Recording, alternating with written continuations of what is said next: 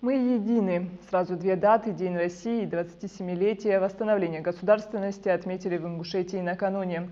В рамках праздничных мероприятий состоялись книжно-иллюстративные выставки, тематические вечера и круглые столы, конкурсы фотографий и детских рисунков. На концертных площадках звучали патриотические произведения в исполнении ведущих мастеров сцены.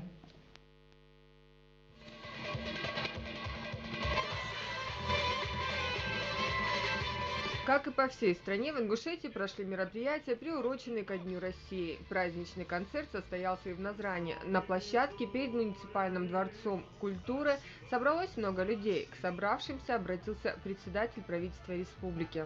Уважаемые жители республики, разрешите мне от имени главы республики Ингушетии и от себя лично поздравить вас с Днем России и с 27-летием образования Ингушской республики. Пожелать вам счастья, здоровья, успехов.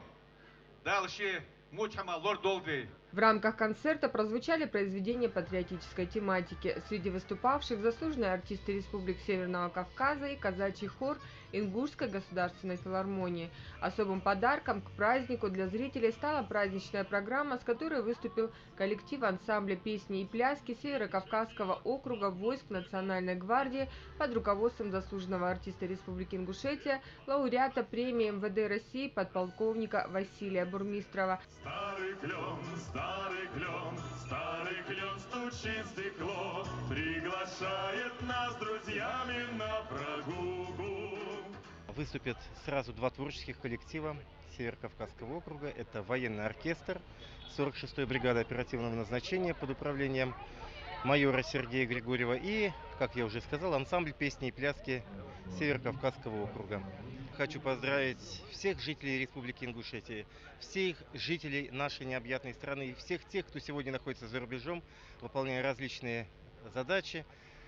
С замечательным праздником, с Днем России! Помимо концертной программы, в рамках празднования Дня России были организованы выставки национальной одежды, произведений мастерства художественного прикладного искусства.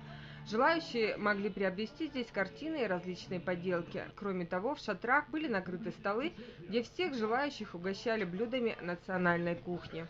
Марина Баргинхоева, Рамзан Ахильгов, Дэни Тимурзиев, Вести Ингушетия.